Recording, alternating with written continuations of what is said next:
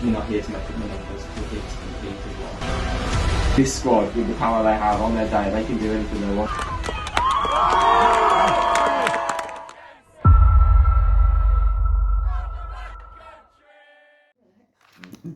Hello and welcome to the Stourbridge Football Club's Women's Team Monthly Press Conference, brought to you by the Glassgirls Network. We're joined today by manager Andy Fisher and leading goal scorer Niamh Deasy. How are you both?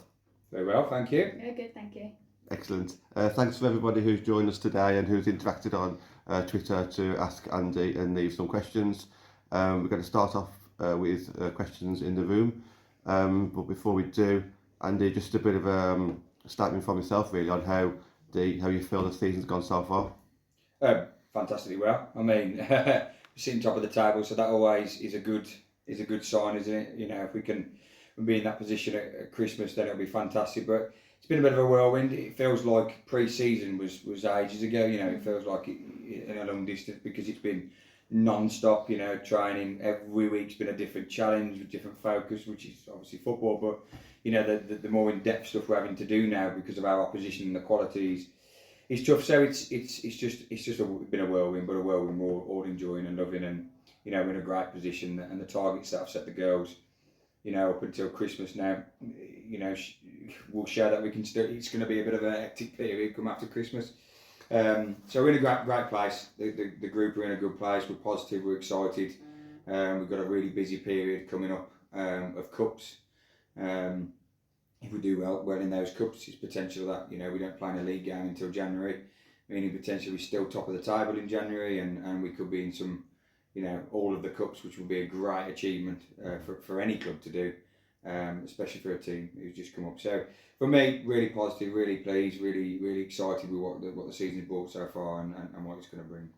Massive congratulations on your individual award last month, Manager of the Month for October. Thank you. You did mention before the season started that you're not here to make up the numbers. Do you think no matter what happens for the rest of the season now, you've kind of proved that statement? No, because I think because you know you lose games from this point onwards, which can happen in this league.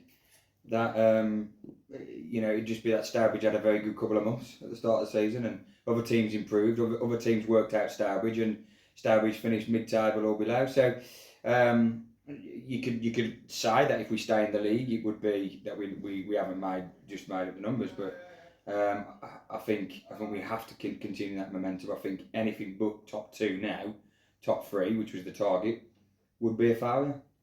So for me, we need to continue. We need to continue with the progress and progress in the cups that we're in, and that will, you know, if we're six games left and we're in positive positions, then we can turn around and say, actually, we've showed everybody what Stourbridge are all about. You know, we haven't made up the numbers, but that's still open for me.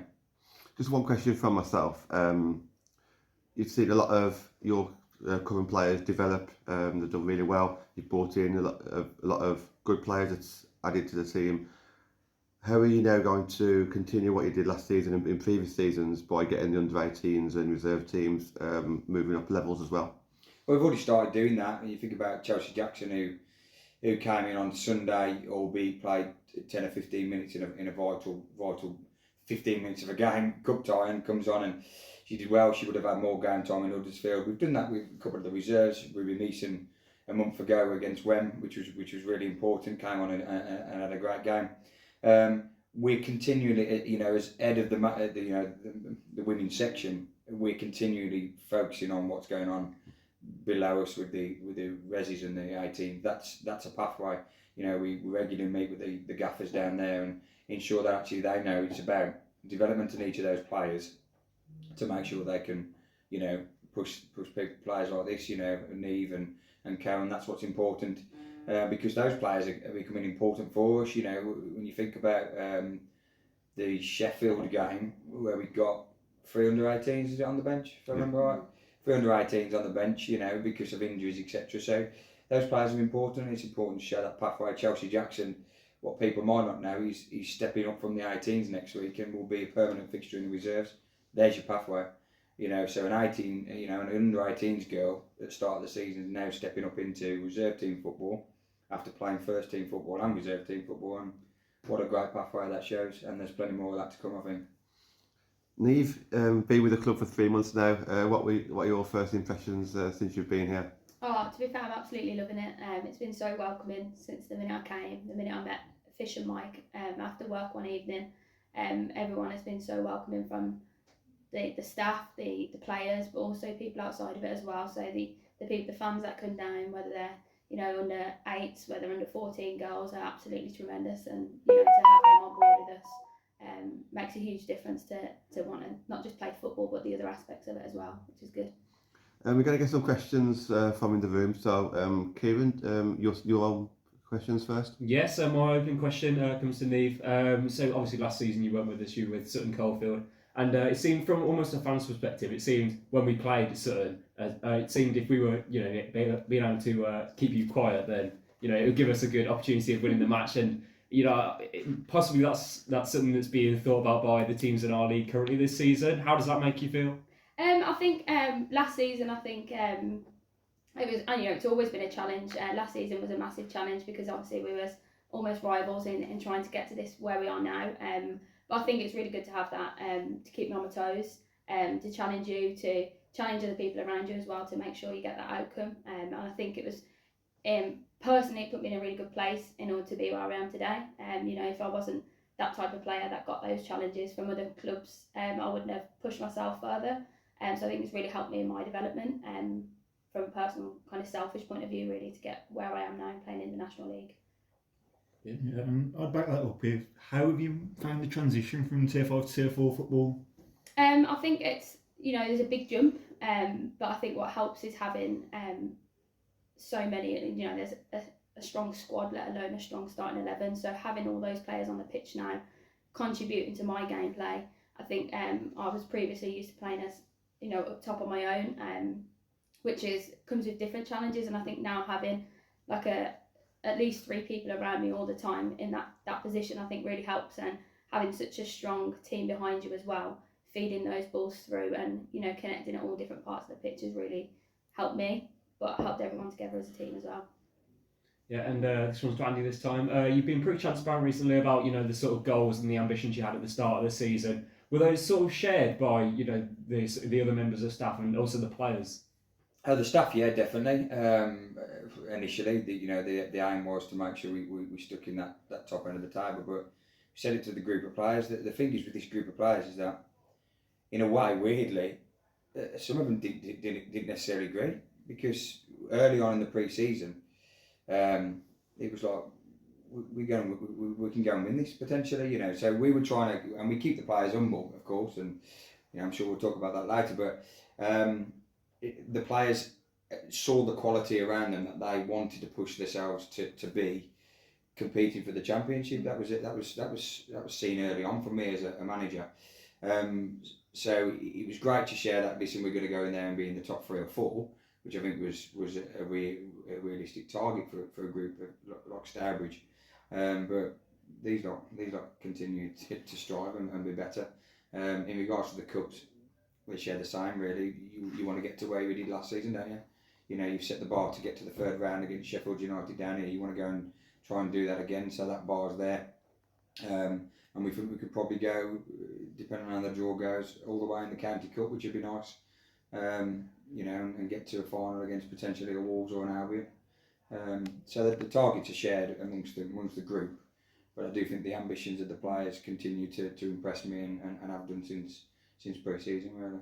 And Niamh, you heard there, Andy obviously had very ambitious, targets, possibilities of winning the league. How did that make you feel when you sort of came into the squad? Were you sort of worried or excited about that? Oh, really excited, and I think that was one of the reasons what made it so easy to move across, seeing the passion and the ambition and the drive that the club has, and how that's backed and supported by the whole club, and not just by us as an individual team. And I think that's really it sets everyone up. It keeps us all on our toes with such a strong squad as well. Even if you're in the starting 11, that you still have to perform every single week to make sure you keep your shirt. And I think that's it's really good to have that support and really push us on. Talking about that, going back into the start of the season when we was looking at transfer targets and you was bringing players in, how did you manage to get the balance of the right player bringing the right character into the team? Yeah, that was massive, to be fair.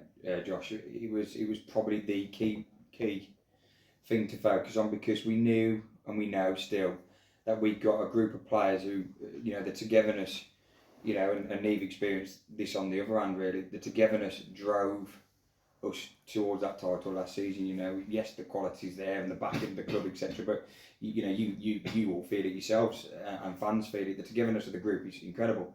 So bringing in the right people, the right players, was the top focus. We knew we had targets. We knew we had to bring in particular players in terms of position. But the personality was the key bit, and I don't think anybody could question those players that we brought in. Absolutely spot on, and we made the right choices. Obviously, we knew about Niamh playing against her, Lev, Lindsay. We knew brought personality. Angie, Sarah, and Zoe Clark. They've all brought great characteristics that just fitted. It's almost like a jigsaw puzzle, in my opinion, and it couldn't have gone any better for me as a manager to be able to bring those players in and fit them in as they have done with this group of players. And I think this sort of links into a question we got asked by Kenny Hadley. What are the specific key attributes and maybe traits that make a successful player in an Andy Fisher squad? I knew Kenny had asked one of those difficult ones. Loves a difficult one. I think we've spoken about it. You've got to be able to come in and really understand the ethos and the philosophy that fits around the club. Don't come in and bring egos. That's one of the biggest things. Regardless whether you score 35 goals, and the player on the left of me scored 35 goals, and she knows how much grafting we did. It wasn't a completely easy transfer to get Niamh Deasy over, but we did some real grafting to get her over. So the ego could have been there, and Niamh represents that for me, because she hasn't shown that ego. She came in the first 3 weeks of training, and you openly said to me, I've got to step it up here. I've got to come in and work hard, because the players around me are fantastic. Lindsay Glover said that to me. When she first came down, she didn't know the quality necessarily of the players around her. And once you do a couple of training sessions, so players have to know that regardless of how good you are, your pedigree, where you come from, and the fact that we've signed you money, you've still got to work hard. You've still got to show and compete in your competing for your position.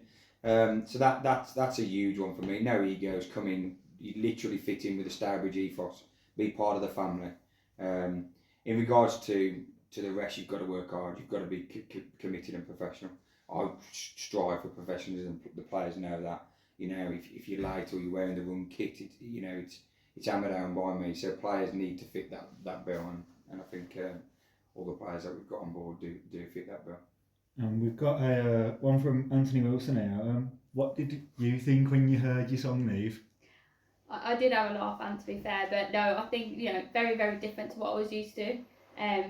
But somebody like Ant, as well as the rest of the fans, you don't get that many places, and the support that you give, the passion that you show, it's almost like the 12th man around the edge of the pitch, and to help you on the pitch, it's such a good thing to have. So when I first heard the song, I did have a laugh, but it does mean a lot. It is special to have that, and I know every single one of us does appreciate that support and the songs as well. What's the song? Can you sing it? She's gonna score. Can't sing. Can't sing. And you mentioned it there, the sort of the phrase of the 12th man being the fans. So in a very literal sense, what does that the atmosphere, how does that affect you on the pitch personally? Oh, massively. I think was it last week when we was at home, I think at half time in our team talk, when the girls went out just before kick-off, it was like, it seems a bit quiet here. I think that reflected how we was playing on the day as well. So I think having just people that believe in you from the side as well. Obviously, we've all got to believe in our own abilities, but having that from an external point of view as well is massive. And I think that is something that drives us here so much as well. And like I said, it's about what the club drives as well. And the passion that you all show definitely influences on the pitch. So without that, I think we'd be a different team. I've got one from Daz Cope here for you, Andy. How do you manage to keep yourself so grounded after the past few years' achievements that you've had? Myself or the team? You and the team, how do you manage to keep it going? I think that's been a specific focus of us from the management team. I think Niamh will share that as well, is that obviously the last 2 seasons have been a little bit, we've had a lot of success. We've done very well, scored a lot of goals, and the players have always stayed humble, And we came into this league, and I'll tell you the one thing I've noticed, and it's going to be a massive part of my team talk on Sunday, is that managers do press conferences, regardless of where they sit in the league or whatever, and they talk about, we're confident we're going to go and win there. What right have you got to say you're confident to go? And if I have, it's been my mistake. I've never turned around in a press conference or an interview before and said, I'm confident we're going to go there and win the game. It's disrespectful. So the big thing for me is I say to the players, and an old team talk, game where we just had that really good week, I think, of 2 games in the week. I think it might be the Wen week. And I put around the change rooms, keywords, stay humble, no egos, and I reminded the players that actually we have got to respect this league, we've got to respect this opposition. So for me, it's a focus that I drive into the players and the management, that actually every game's a different challenge, every game needs a different focus, and regardless of where you're sitting, top of the table, how many goals you've scored, if you're on a great run, you can still lose. You can still lose in this league. So it's for me, it's a continuing focus that drives for the team, and part of my team talks. We stay humble, and if we stay humble, we'll do well. And something that we mentioned quite a bit is sort of the connections that I feel like the players have, off the pitch as well. Everyone, seems pretty much like best friends, really. Yeah. Is that something that you've purposely tried to build in the squad? Yeah, 100%. 2 years ago, 3 years ago, it's kind of filtered through, and it's grown. And me and Niamh were talking off camera beforehand. Actually, is that I think teams miss that a little bit. I think sometimes you can, especially as you go up the league, you can try to minimise the socialising, the togetherness of groups, and keep it a little bit more restricted. And I think that damages you. I think what you find about Stourbridge is, yes, we are strict with the way we train. We focus on diets and fitness and all that kind of stuff. But actually, we go out and we enjoy ourselves as a group, and we connect with the fans.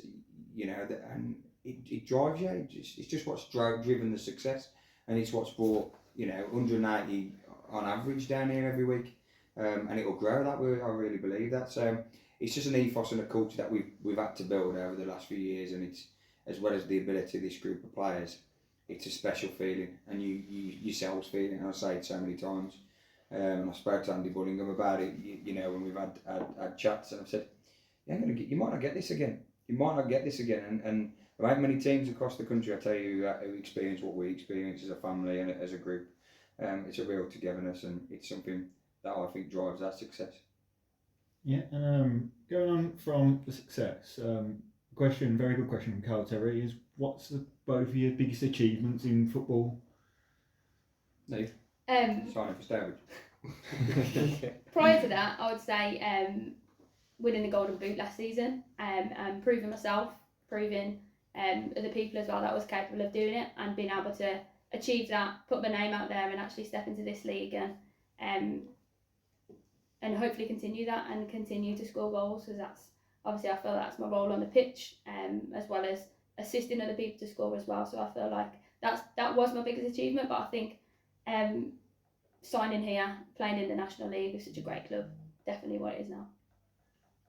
You need to make sure you've got that golden boot this season. I'll try.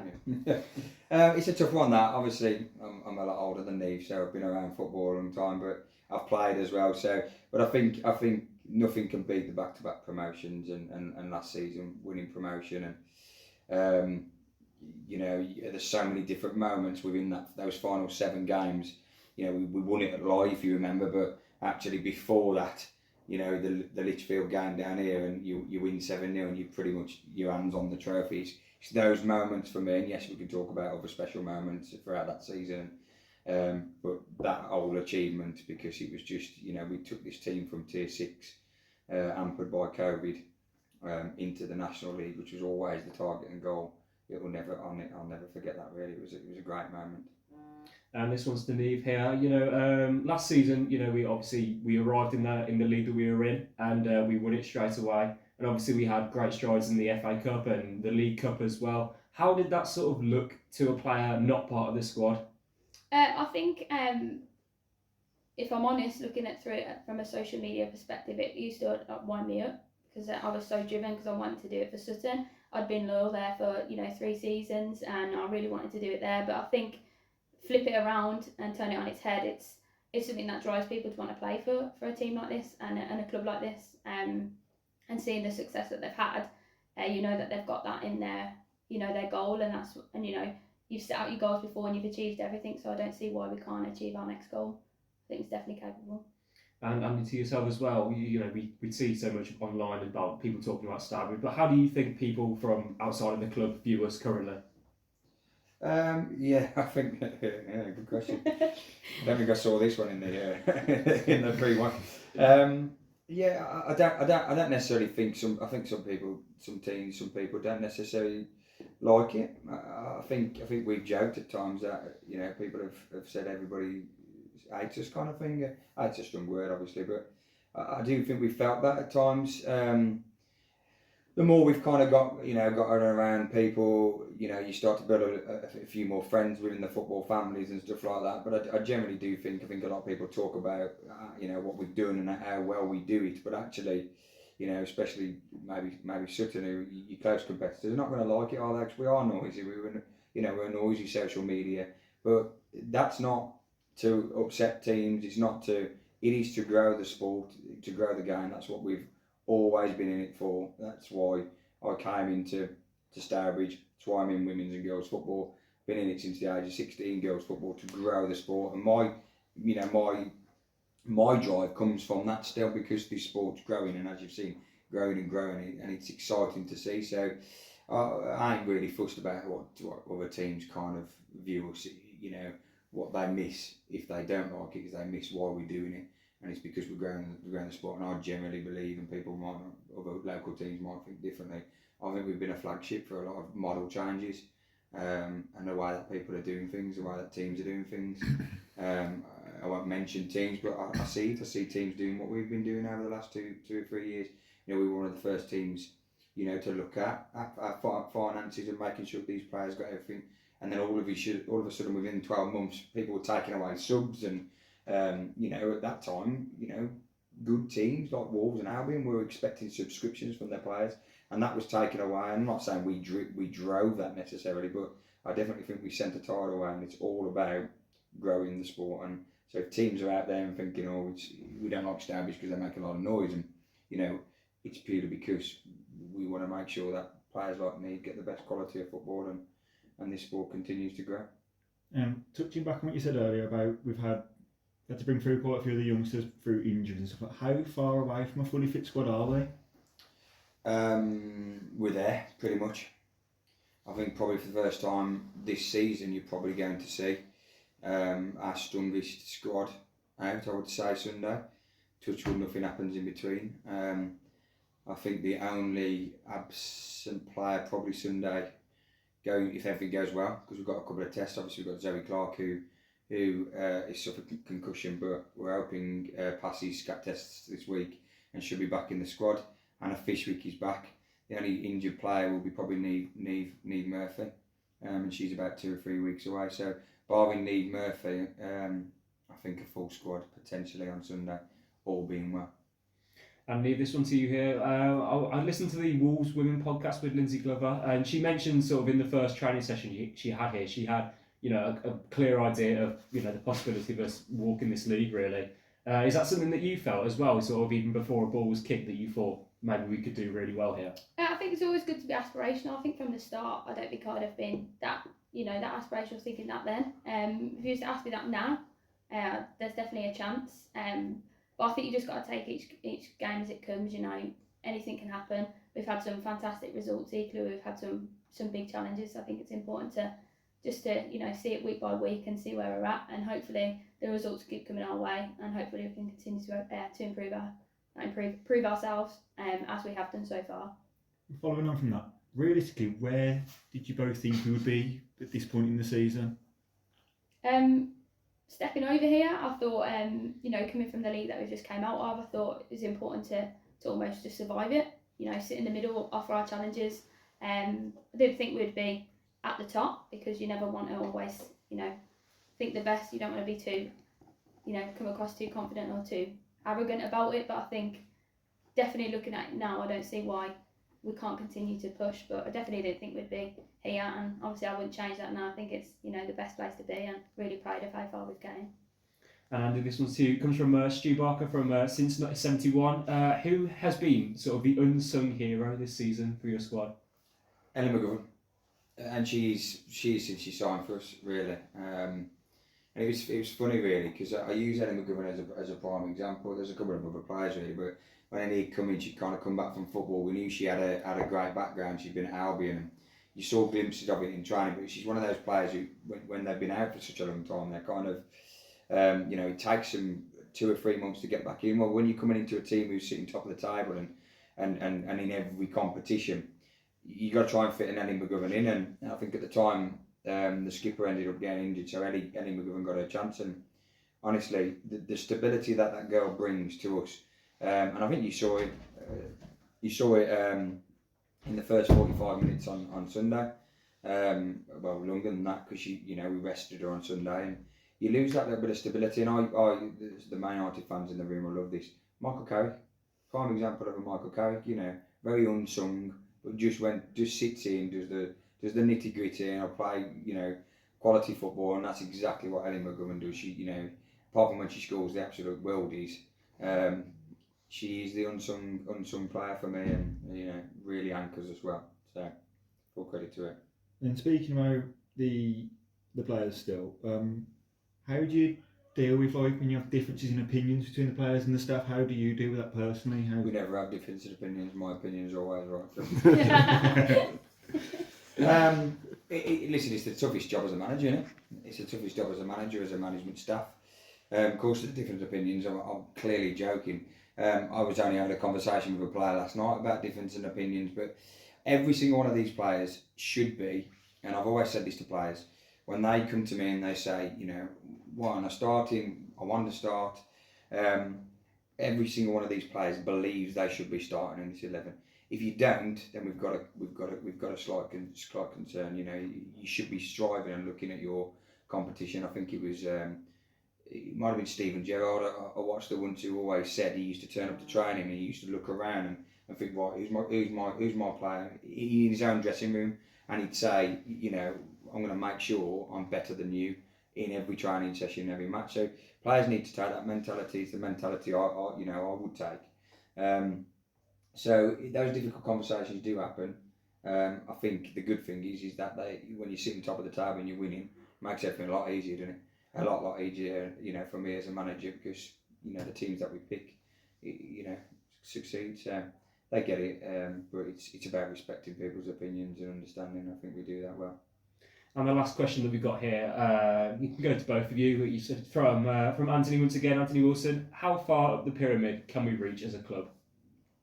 Do you want to start first, and I'll do second? Yeah, I'll go. Again, taking each season as it comes, but I don't think there's any reason why we can't go, in years to come. I think the backing that we've got from, I'll take for instance the under-14s with G. They're here every single week supporting us. We're like act as role models to them, and it's only going to continue to grow their pathway as they get older. And we reach where we can reach, and then they come in and sort it out underneath. I think there's no reason why we can't go all the way, really, especially with the backing that we've got, the fan base that we've got, and the support that we've got. I think there's no reason why not. Yeah, it's a tough question, that. And let me tell you what, I think the club has a making of being able to push this team as far as as far as you can go. You could talk about championship. I mean, if I talk about championship, it could come across really naive and arrogant, because I think where are we now, tier 4. If you said 5-6 years time, I think the championship's going to look a lot different to the way it is now. I think tier 3 will look a lot different to the way it is now. I think tier 4 potentially could. I think financially it's going to start to grow in and around those tiers. If we want the sport to grow that way, I think tier 3 could potentially become professional. Championship should be professional. So when you start to talk like that, that's a bigger ask, isn't it? So if we're wanting the sport to grow, which is what I want to see, I think we've just got to be mindful about putting our ambitions right to the Championship.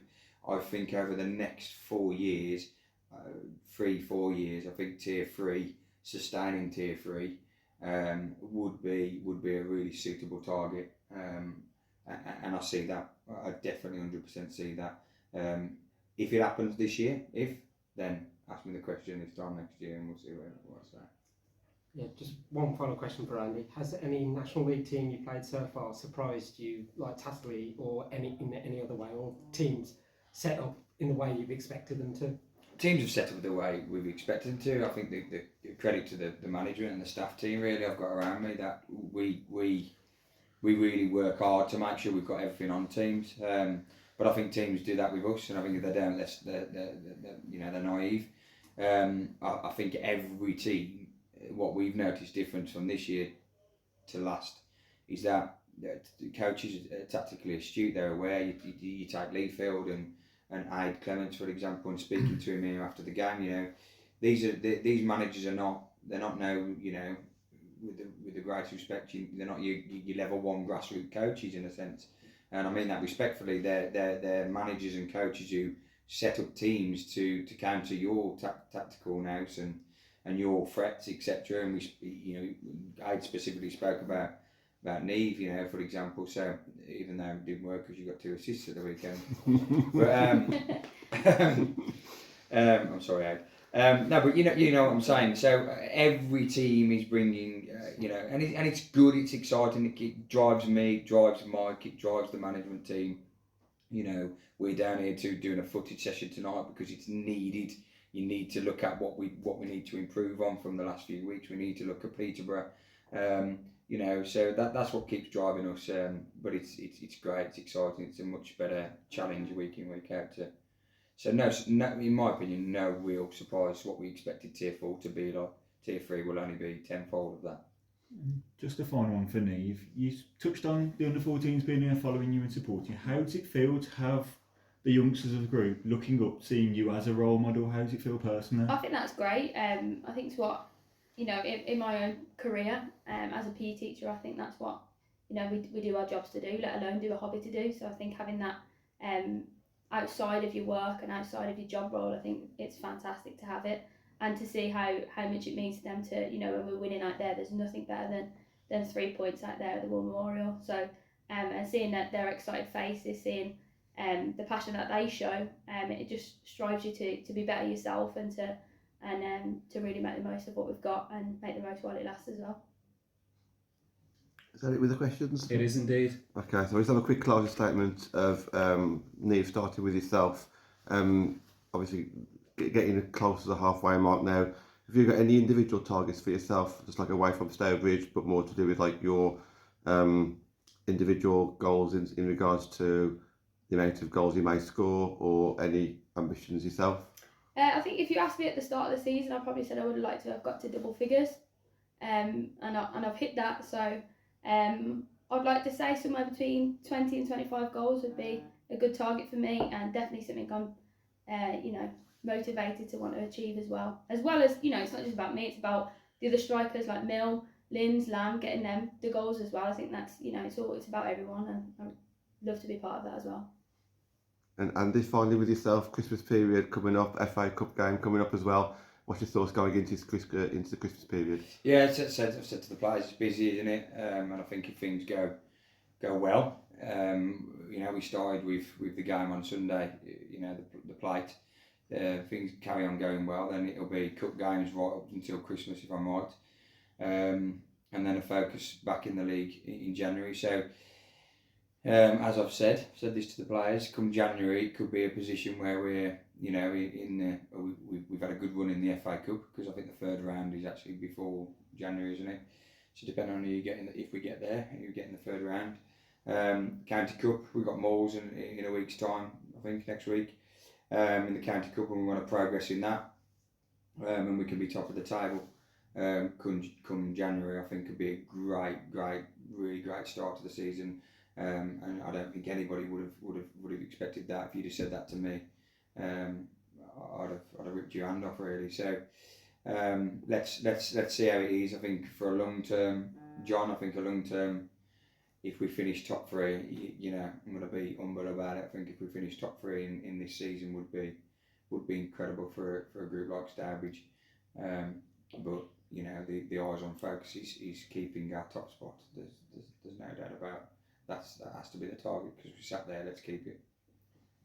Okay, I think that concludes the press conference. Thank you very much, Andy and Niamh, for joining us today, and we'll see you again next month for December's. Thank you all. Thank you.